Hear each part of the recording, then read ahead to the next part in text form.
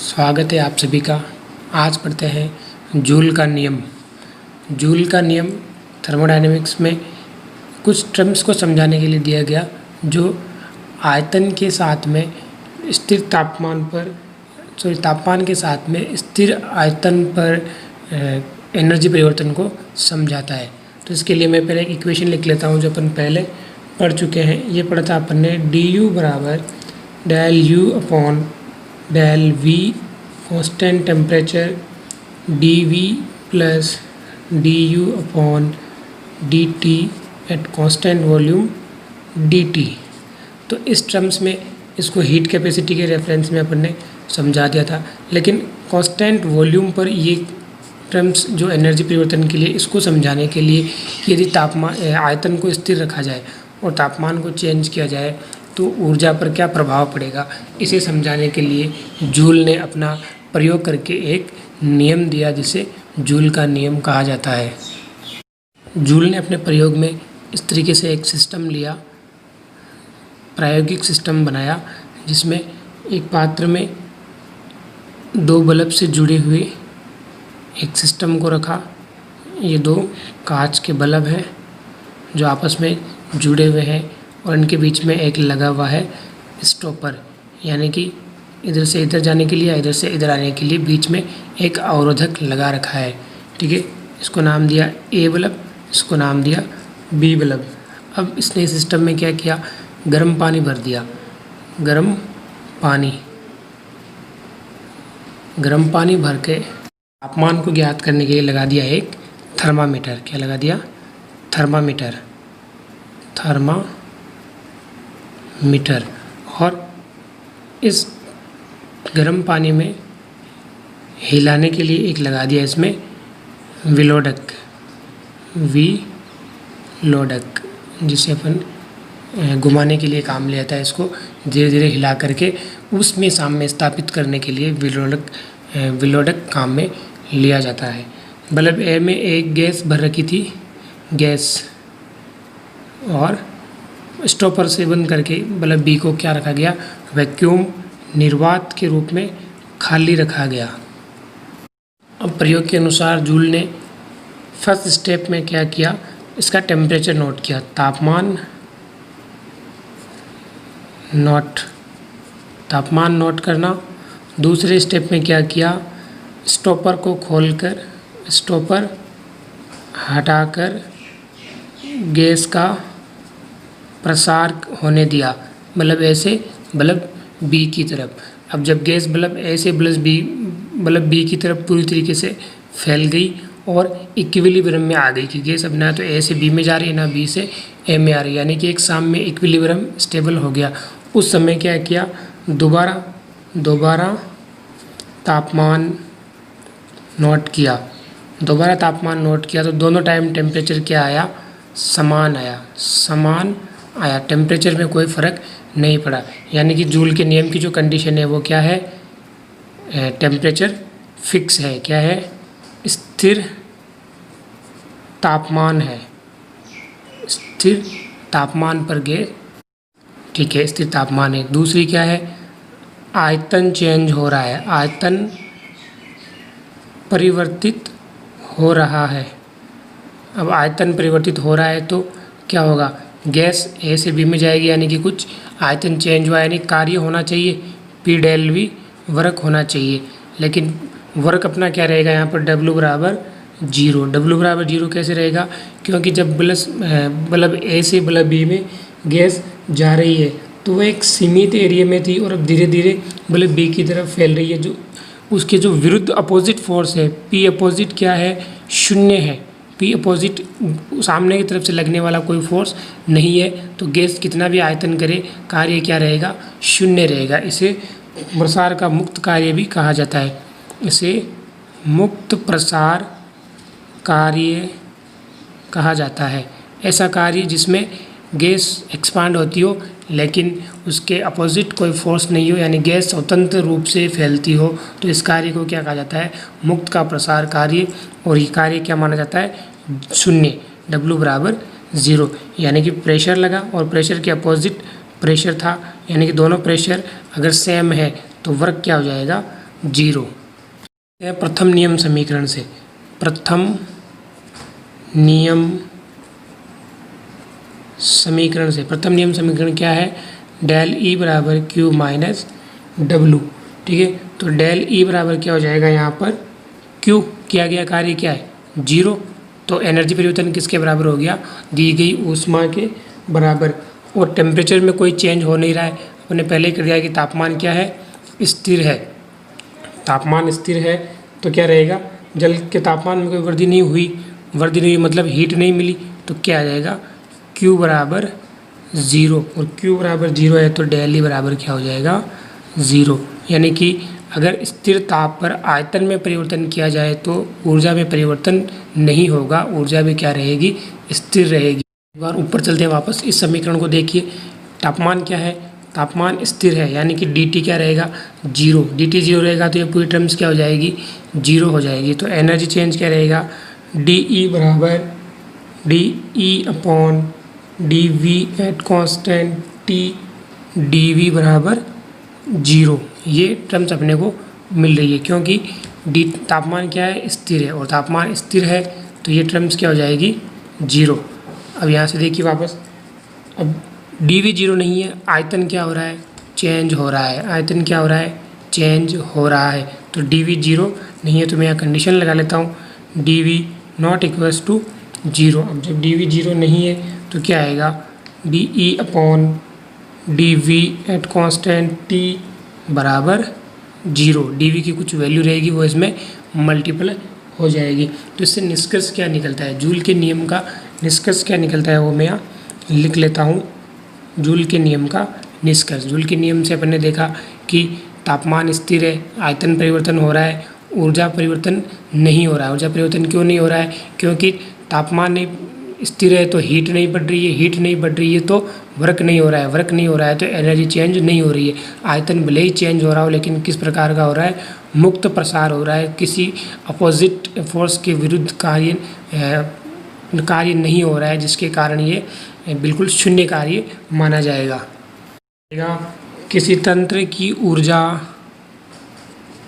आयतन पर निर्भर नहीं करती है, आयतन पर निर्भर नहीं करती है।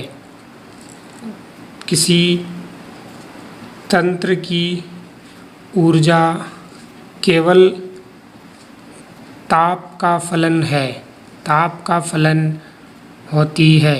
यानी कि अगर इस चीज़ को E बराबर E T और V अपन ने शुरू में लिखा था, इसको अपन क्या लिखेंगे? सिर्फ E बराबर E T, that is right. यही है जूल का नियम। जूल के नियम के अनुसार तंत्र की ऊर्जा केवल ताप का फलन होती है। Joule Thomson effect. Joule Thomson effect क्या होता है? यदि किसी गैस को डायबिटिक कंडीशन में हाई प्रेशर से लो प्रेशर की ओर एक्सपैंड किया जाता है, किसी छोटे छिद्र की ओर के अंदर से, तो गैसों का क्या होता है? तापमान में कमी आने लगती है और गैसों का शीतलन होने लगता है। इस इफेक्ट को क्या कहते हैं? Joule Thomson effect. उष्ण परिस्थितियों में गैस को हाई प्रेशर से लो प्रेशर की तरफ प्रसारित करने पर गैस के तापमान में कमी आती है या शीतलन होता है। इस प्रभाव को क्या कहते हैं? जूल थॉमसन प्रभाव। पढ़ते हैं जूल थॉमसन गुणांक। जूल थॉमसन गुणांक। जूल थॉमसन गुणांक क्या होता है? ये एक न्यूमेरिकल वैल्यू है जिसे म्यू जेटी से प्रदर्शित करते हैं, म्यू जेटी से प्रदर्शित किया जाता है। जूल थॉमसन गुणांक होता है किसी स्थिर एंथैल्पी प्रोसेस में यदि दाब के प्रति ताप में जो परिवर्तन की दर है, दाब के साथ में यदि मैं दूँ कि यहाँ पर तापमान में चेंज हो रहा है दाब के रेफरेंस में, वो भी स्थिर एंथैल्पी प्रक्रम में, तो वो क्या होता है? जूल थॉमसन गुणांक। स्थिर एंथैल्पी प्रक्रम, स्थिर एंथैल्पी प्रक्रम में स्थिर एंथैल्पी यदि है और तो दाब के साथ में ताप में परिवर्तन की दर क्या कहलाती है? जूल थॉमसन गुणांक। इसे म्यू जेटी से प्रदर्शित किया जाता है। मैं इसको लिखता हूँ इक्वेशन नंबर 1। अब आगे देखते हैं एच क्या है? एंथैल्पी। एंथैल्पी क्या होती है? स्टेट फंक्शन होता है। क्या होती है? स्टेट फंक्शन होता है। यदि इसके साथ में अपन दो फंक्शन जोड़ दें, प्रेशर और टेम्परेचर। तो इसका किसको किस प्रकार से लिखेंगे, एंथैल्पी का फंक्शन है पी और टी। अब इसका क्या करते हैं अपन, डिफरेंशियल करते हैं, अवकलन करते हैं। तो डिफरेंशियल करने पर क्या मिलेगा, डेल एच बराबर del H upon del P at constant T D P plus del H upon del T at constant P D T. ठीक है, आप सब जानते हैं या पहले वीडियो में पढ़ चुके हैं अपन कि ये जो टर्म्स हैं वो क्या होती है, सीपी होती है, स्थिर दाब पर ऊष्मा धारिता। यदि आपको ये टर्म समझ में नहीं आई है तो आप पीछे का वीडियो देख सकते हैं और वहाँ से समझ सकते हैं कि ये कि सीपी क्यों लिखा अपन ने ऐसे। नेक्स्ट चलते आगे, तो इसको मैं क्या लिख दूँ, डी एच बराबर del H upon del P T D P plus C P D T. क्या लिख दिया, सी पी डी टी। अब इसमें कौन सा प्रक्रम पढ़ रहे हैं अपन, स्थिर एंथैल्पी प्रक्रम, स्थिर एंथैल्पी प्रक्रम। तो स्थिर एंथैल्पी है तो डी एच बराबर क्या रहेगा, ज़ीरो। डी एच बराबर ज़ीरो है तो पूरी टर्म्स को मिलता हूँ ज़ीरो। डेल एच बराबर del P constant T D P plus C P D T. इसको क्या लिख सकते हैं, del H upon del P T D P बराबर minus C P D T. क्या चेंज कर सकते हैं, D T upon D P बराबर minus del H upon del P at constant T upon C P. ठीक है, और क्या लिखते हैं इसको, D T upon D P स्थिर एंथैल्पी पर minus del H upon del P T upon C P. अब इसको मैं देता हूँ इक्वेशन नंबर 2। इक्वेशन नंबर 1 और 2 से, इक्वेशन नंबर 1 आप देख रहे हैं ये जो म्यूजेटी कांस्टेंट लिखा मैंने, कोफिशिएंट लिखा वो, और जो अपने को फाइनल इक्वेशन मिली वो, उन दोनों का कंपैरिजन करते हैं। तो मैं लिखता हूँ फ्रॉम इक्वेशन 1 एंड 2 क्या लिख सकते हैं इसको, म्यू जेड टी।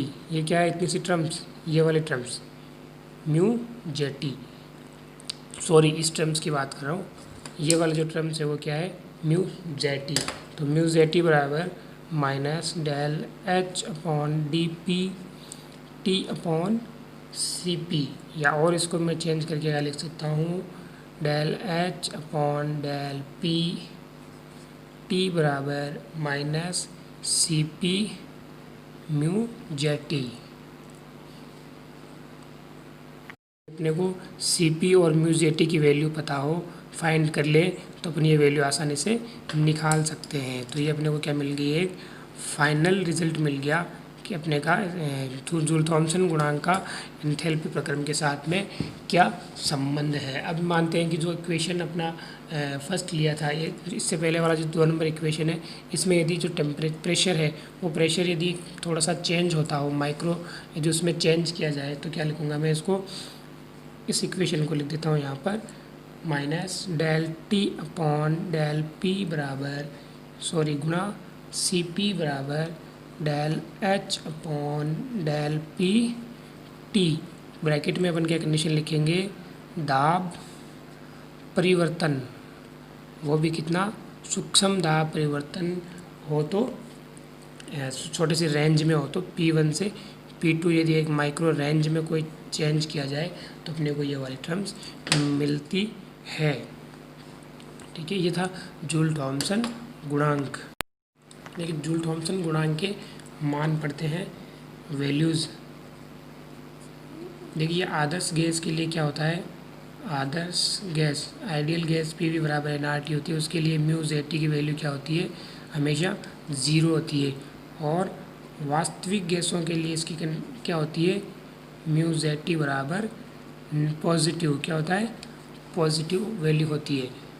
ठीक है, और एक डेफिनेशन यहाँ पर एग्ज़ाम में आपसे अक्सर पूछी जाती है कि व्युत्क्रम ताप को परिभाषित कीजिए। तो इसकी डेफिनेशन होती है, वह ताप जिस पर जूल